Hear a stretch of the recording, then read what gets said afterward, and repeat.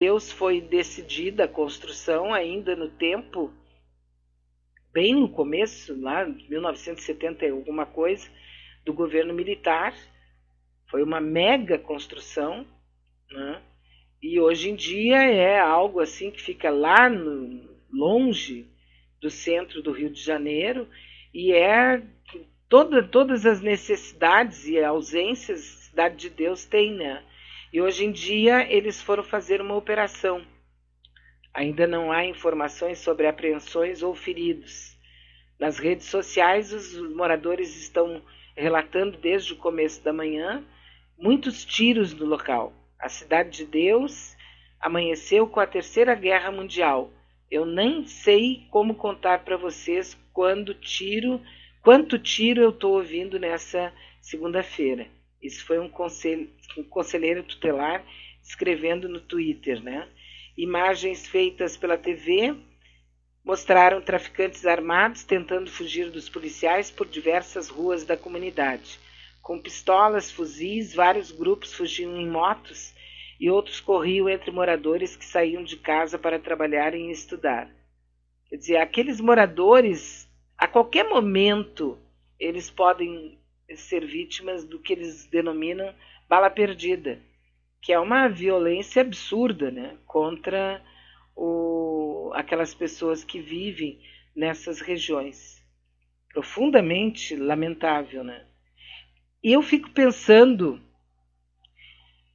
da onde essas pessoas tiram a coragem de continuar morando nesses locais, né? Porque me passa pela cabeça que se eu tivesse filhos e morasse numa região dessas, eu ia sair caminhando para qualquer lugar como uma retirante, ia fugir do local onde a polícia mata de uma maneira extremamente violenta, absolutamente covarde, quando nós sabemos que aquela ação deles ali não vai resolver o problema. Se eu tivesse qualquer dúvida a respeito da polícia num bairro miserável, atirando e matando, isso iria resolver o problema da droga, eu seria a favor. Só que eu tenho absoluta certeza, e não é porque eu sou inteligente, é porque a rotina e os índices demonstram isso. Esse tipo de enfrentamento com a questão do tráfico de drogas é falido, é uma guerra perdida. E, no entanto, os governos do mundo decidem que precisa continuar assim, porque, obviamente, né, eles têm interesses que estão resguardando com isso. E aí nós continuamos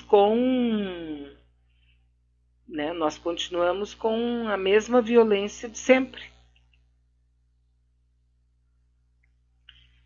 Aqui diz, Beatriz, para conheceres um pouco da família do velho de 62 anos. Amo meus netos. Tenho mais uma que está em Santa Catarina.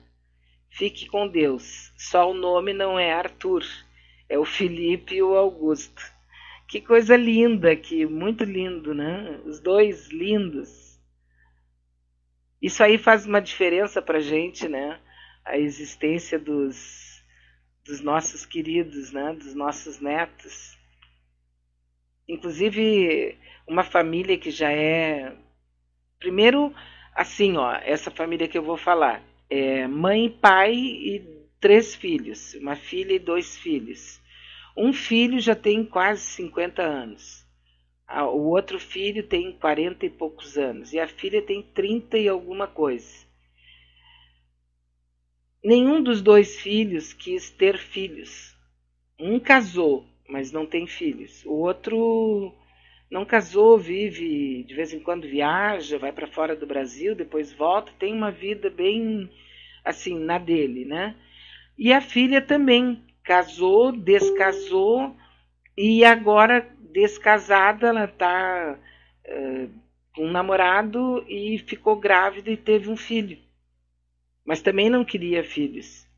Então, essa criança está praticamente morando com os avós. E é muito engraçado porque é um bebê numa família de velhos, que ninguém mais ali tem 20 anos, 25 anos. São todas pessoas adultas, acima dos 50, 60, 70 anos. E aqueles mais velhos, o filho mais velho, que é o tio, e o pai e a mãe, os avós, estão virados numa paçoca de pessoas por causa daquele menino. A diferença que fez para eles, e ela volta e meia me coloca aqui fotos e tal, e ela me diz: Bia, eu chorava pedindo para meus filhos que eu queria netos, ninguém queria me dar. E agora a minha filha teve o menininho, né? Mas ela diz que não vai cuidar porque não pode, não tem cabeça para isso, ainda não caiu a ficha dela. O menino agora vai fazer 1 ano, eu acho. Deve estar próximo de 1 ano. E é muito interessante o jeito que eles são apaixonados, né? Apaixonadíssimos. E é bonito, porque a criança, junto com a criança, nasce uma coisa chamada futuro.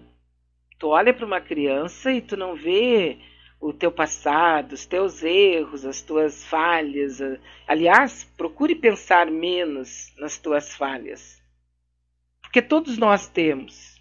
Procure pensar menos nelas. Procure pensar mais nas coisas boas que tu fez, que te fizeram, que aconteceram.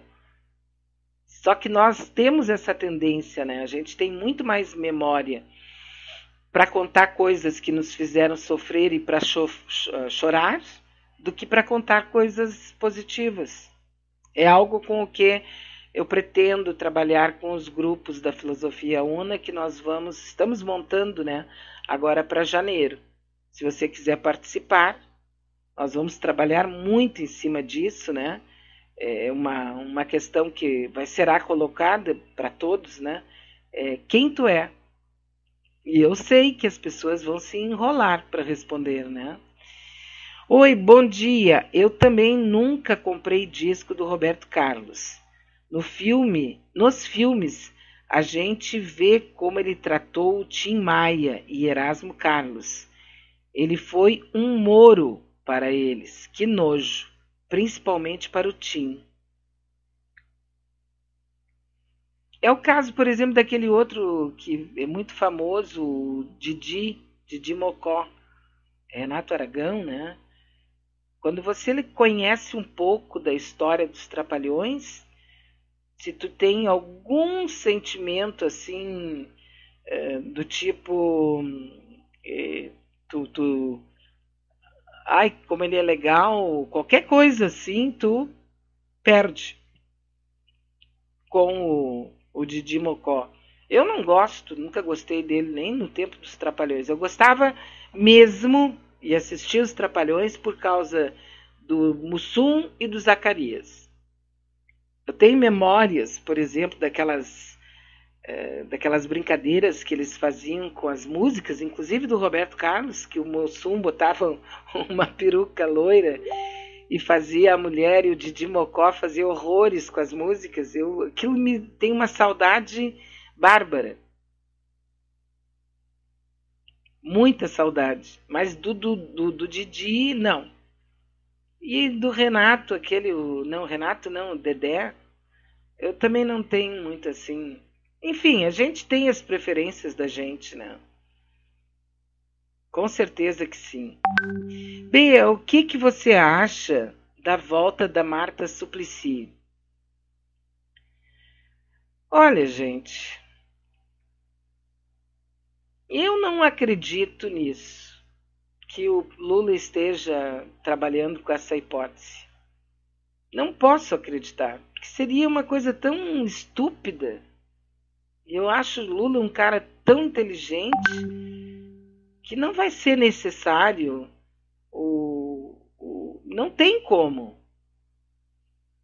Eu sei que a gente tem que ter, assim, como é que aquele negócio, né? Tu tem que ter flexibilidade, tu tem que saber que de vez em quando tu tem que abraçar os inimigos para destruir um inimigo maior, né? Que é um princípio, né?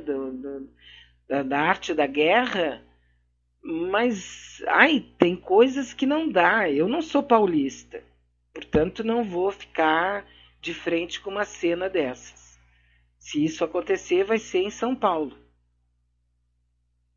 Só que isso está sendo dito pela Folha de São Paulo e pelo Estado de São Paulo. A presidenta do PT já disse que não existe isso, mas os jornais insistem, né? Porque a presidente do PT, a Gleisi Hoffmann, disse que isso nem está no panorama, no horizonte do partido. Mas o 247 insiste, a Folha de São Paulo insiste, o Estadão agora está dando manchete sobre o assunto, né? Não tem como. Eu, sinceramente, não vejo como, não existe chance da Marta Suplicy voltar para o PT. Eu acho que ela pode voltar para o PT, porque, né, se o petista lá, sei lá, porque eu ia falar Porto Alegre, mas é que São Paulo é tão estranho, né? Se bem que Porto Alegre não fica muito longe.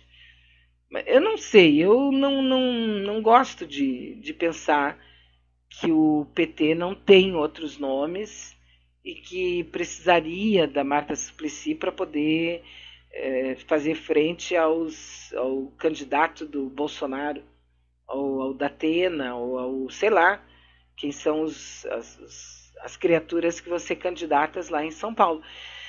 Eu acho impossível,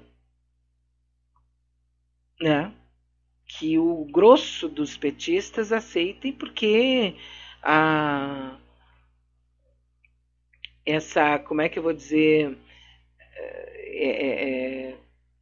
eu não consigo ver, né, a volta da Marta Suplicy para ser candidata a prefeita de São Paulo. Não consigo. Acho que é só baboseira da mídia para esculachar com o PT, com o partido, com o próprio Lula.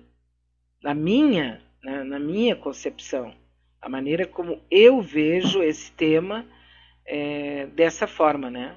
Então, como eu não estou em São Paulo, não sou de São Paulo, não voto em São Paulo, o assunto me chama atenção, mas não chega a me motivar, entendeu? Eu não fico nervosa por causa disso.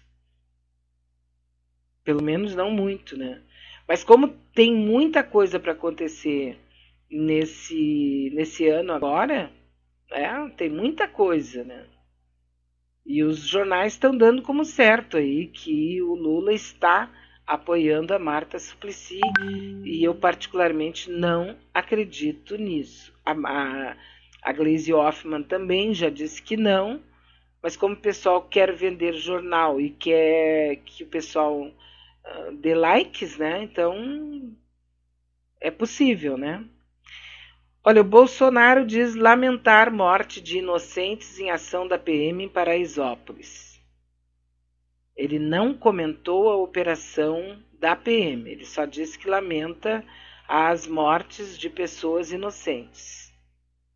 Mas ele disse... O cara é tão mentiroso, como é pessoalmente, né? Não, eu repito o que eu disse lá no começo da nossa conversa hoje. Não conheço pessoa que não minta. Então não estou aqui julgando em cima, assim, sabe, de um pódio, dizendo que eu não sou uma pessoa, que eu nunca menti, que eu não minto, porque não existe ser humano debaixo do sol, em cima da crosta terrestre, que não minta. São as mentiras generosas, né? Que tu gostou aqui da minha pintura? Eu gostei. Isso é mentira. Tu não gostou, mas tu mentiu. Mas são mentiras generosas, para não causar, para não fazer confusão, né? Tudo bem, isso nós somos campeõezinhos. Se nós fôssemos saber quantas vezes a gente mente por dia, deve ser um monte, dependendo da tua atividade, né? Deve ser um montão. Quando tu tem que lidar com outras pessoas várias vezes por dia, por que tu não atendeu o meu telefonema? Eu não ouvi. Mentira, tu não quis atender, sabe? Assim vai, né?